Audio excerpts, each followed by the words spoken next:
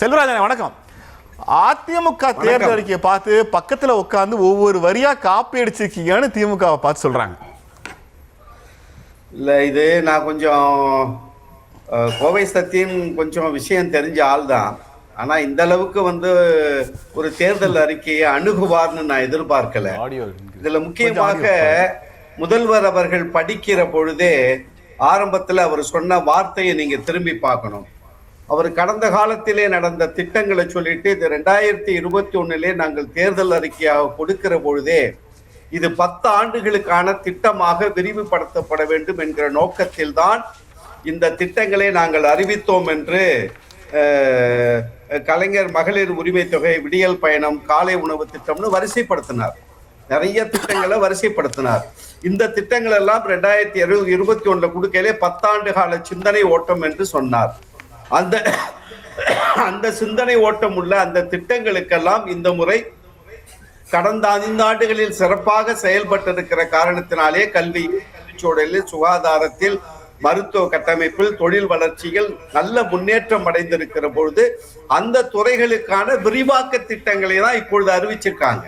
இது ஒரு புதிதான திட்டங்கள் என்று ஒரு சில திட்டங்களை நம்ம சொல்லலாமே தவிர இது கடந்த காலங்களில் கொடுத்ததனுடைய நீட்சி, அதனுடைய முன்னேற்றத்தை அடுத்த கட்டத்திற்கு கொண்டு போகக்கூடிய திட்டங்களாக கொடுத்திருப்பது என்பது, நான் எப்படி இந்த தேர்தல் வாக்குறுதியை பார்த்தேன்னா, ஒரு ஆளுங்கட்சி 5 ஆண்டுகள் ஆட்சியில் இருந்திருக்கிறது.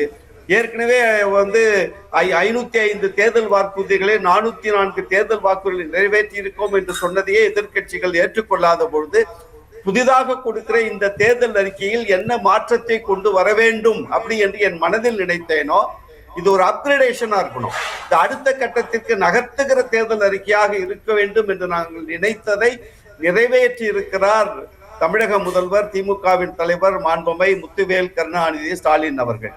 உடனே இந்த ஸ்டிக்கர்னு சொன்னாரு. இதுல நான் ஒரு ஆரோக்கியமான ஒரு விவாதமா நான் அதை பார்க்கல. ஏன்னு கேட்டீங்கன்னா, நான் பேச வேணாம் நினைச்சேன். 2011 16 ஜெயலலிதா அவர்கள் கொடுத்த வாக்குறுதிகளிலே நிறைவேற்றியது 45%. இது ஆய்வு முடிவுகள் நான் சொல்றது.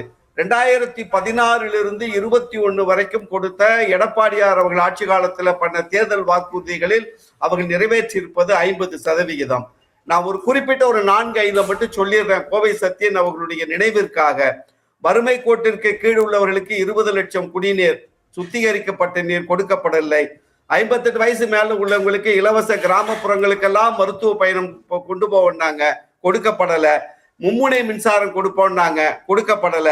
ஏழை குடும்பங்களுக்கு 3 சென்ட் நிலம்னாங்க, வீடுன்னு சொன்னாங்க. சூரிய சக்தி பசுமை வீடுகள் சொன்னாங்க. சூரிய மின்சாரம் கிராமப்புறங்கள் தோறும் கொடுப்போம்னு சொன்னாங்க. 1000 மெகாவாட் மின்வத்தி கிராமங்கள் புறா கொண்டு வருவோம்னு சொன்னாங்க. இதெல்லாம் ஜெயலலிதா ஆட்சி காலத்தில் நிறைவேற்றப்படாத திட்டங்கள்.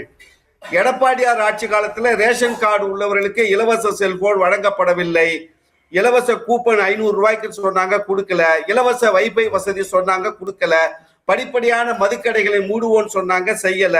அம்மா வங்கி அட்டை கொடுப்போம்னு சொன்னாங்க, கொடுக்கல. 25 ரூபாய்க்கு ஆவின் பால் வழங்குவோம்னு சொன்னாங்க, கொடுக்கல. கச்சத்தீவு மீட்பு கொடுப்பாங்க, அது குறித்து எந்த குரலையும் 5 ஆண்டுகளில் எழுப்பல. இரட்டை குடியுரிமையை கொடுப்போம்னு சொன்னாங்க, கொடுக்கல. அதிமுக 2016 என்ன கொடுத்தாங்க, என்ன செய்யலங்கிறது முக்கியம் இல்ல. இங்க சத்தியன் என்ன கேக்குறாரு, எடப்பாடியார் மகளிர் உரிமை தொகை 2000 சொன்ன பிறகு தானே நீங்க அனௌன்ஸ் பண்ணீங்க. இப்போ உங்க ஆட்சியிலேயே அதை அனௌன்ஸ் பண்ணிருக்கிறதுக்கான வாய்ப்பு இருக்கிற போது நீங்க என்ன பதில் சொல்ல போறீங்கன்னு எனக்கு புரியுது. ஆனா ஆட்சியில் இருக்கிற போதே ஜனவரியிலேயே நீங்க 2000 அனௌன்ஸ் பண்ணிருந்தீங்கன்னா எடப்பாடியாரோட அந்த அறிவிப்பு வலுவிழந்து போயிருக்கும். ஆனா நீங்க ஆட்சியோட முடிவு தருவாயில அடுத்த டேர்ம்ல 2000 கொடுக்க போறேன்னு சொல்றீங்க. அதை எடப்பாடியார் முன்னாடியே சொல்லிட்டாருன்னு சொல்றதுல அவங்களுடைய பிரச்சாரத்துக்கு அது ஒரு உந்து சக்தி தானே, அதை மறுப்பீங்க? இல்ல இந்த 1000 ரூபாய் என்பது இன்றைக்கு இந்தியா முழுமைக்கும் தேர்தல் காலங்களில் விரிவுபடுத்தப்படுகிற திட்டமாக எல்லா மாநில அரசுகளையும் கொண்டு சென்று சேர்த்திருக்கிற பெருமை 2021 தேர்தல் அறிக்கைக்கு உண்டு. இது நான் அதுதான் ஆரம்பத்திலே சொன்னேன். வெற்றி பெற்றிருக்கிற திட்டங்களுடைய தொடர்ச்சி தான் என்று சொன்னேன். 1000 ரூபாய் புரிஞ்சுக்கிறேன். 2021 அவங்க 10 ஆண்டுகளுக்கான திட்டத்தை சொல்லிட்டாங்க. அதனால 2026 தேர்தல் அறிக்கையில புதிதாக எதையும் சொல்ல முடியலன்னு சொல்லிடலாமா? சொல்ல முடியலன்னு இல்ல, அதாவது வெற்றி பெற்று இருக்கிற திட்டங்கள் நீங்க அதை அப்படி பார்க்கணும். ஒட்டுமொத்தமாக இன்னைக்கு 11.19% பொருளாதார சொல்லுங்க, வளர்ச்சி எனக்கு நீங்க சொல்லுங்க. இப்போ எடப்பாடியார் குடும்பத்திற்கு 10,000 இப்ப இந்த 10,000 ரூபாய் அவங்க கையில கொடுத்துட்டீங்கன்னா அவங்க என்னமோ வாங்கிட்டு போறாங்க. ஆனா நீங்க சொல்ற வீட்டுக்கு தேவையான மிக்சி, கிரைண்டர், மைக்ரோவன் இதை நீங்க மாத்துற மாதிரி இருந்தா இந்த கூப்பனை யூஸ் பண்ணிக்கிங்கன்னா இந்த வரையறைக்குள் இந்த பொருட்கள் மட்டும்தானே வாங்க முடியும். அதுக்கு பதிலா அட்டைக்கு 10,000 ரூபாய் அப்படிங்கிறது அவங்களுக்கு கடன் இருக்கலாம், அவங்களுக்கு நிகழ்வுகள் எதையோ பயன்படுத்தி இருக்கலாம்ல. இப்ப என்ன கேட்டா இந்த குடும்பத்துக்கு கூப்பனை விட டைரக்ட் கேஷ் வந்து இன்னும் பெனிஃபிட்டா இருக்குமே ஏழைகளுக்கு. இல்ல அந்த 10,000 ரூபாய் எதுக்கு கொடுக்குறேன்னு சொன்னாரு? வரி அதிகமா விதிச்சுட்டாங்க, மின்கட்டணம் உயர்ந்து போச்சு, வீட்டு வரி உயர்ந்து போச்சு, அந்த சுமையிலிருந்து மக்களை மீட்பதற்காகத்தான் 10,000 ரூபாய் கொடுப்பேன்னாரு. நான் உங்களுக்கு டைம் இருந்தா ஒரு வீடியோவே போட்டு காட்டுறேன். அதுல கேக்குறாங்க எப்படிங்க இந்த திட்டங்களுக்கு எல்லாம் கொடுப்பீங்கன்னு கேட்கிற பொழுது வரியை உயர்த்துவோம், எங்களுக்கு அது புதிதாக ஒரு சிந்தனை வந்திருக்கிறது அப்படின்னு அவர் கொடுத்த வீடியோ இருக்கு. நேரம் கிடைச்சதுன்னா தேவைப்பட்டால் எல்லாரும் பார்த்து சொல்லுங்க காட்டுறேன். சரிங்களா? அப்படி இது வந்து தொடர் திட்டங்கள். அதான் நான் முதல்ல சொன்னது. இது தொடர்ச்சியான திட்டங்களுடைய வளர்ச்சி குறியீடுகளின் அடிப்படையில் கொண்டு போயிருப்பது என்பது. இப்ப நீங்க கல்வி எடுத்துக்கங்க.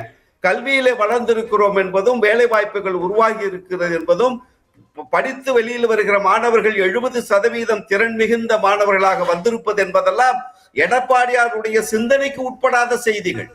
காலை உணவு திட்டம் என்பதும் பெண்களுக்கான தொழில் முனைவோர் 9,26,000 பேர் இன்னைக்கு தொழில் முனைவோர். 2020 1,23,000 பேரு, 7 மடங்கு உயர்ந்திருக்கிறது. இதெல்லாம் எடப்பாடியார் அவர்களுடைய சிந்தனைக்கு எட்டாத செயல்பாடுகள். சுய உதவி குழுக்களுக்கு எல்லா ஆட்சி காலத்திலையும் கொடுத்துக்கிட்டு வர்றாங்க.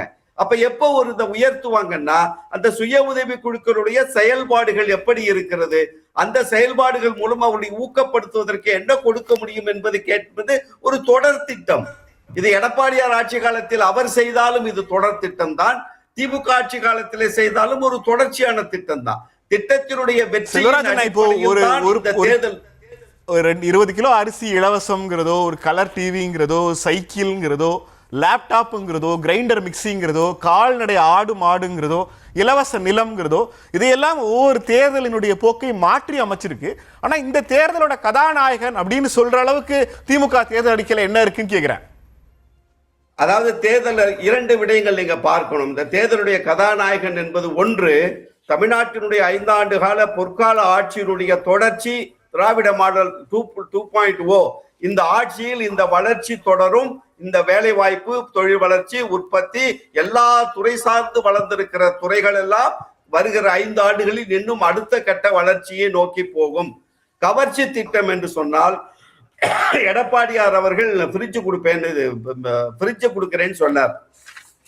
இதுல அவர் என்ன சொல்லியிருக்காரு? முக்கியமான திட்டமாக, ஒரு கவர்ச்சிகரமான திட்டமாகத்தான் நான் அதை பார்க்கிறேன்.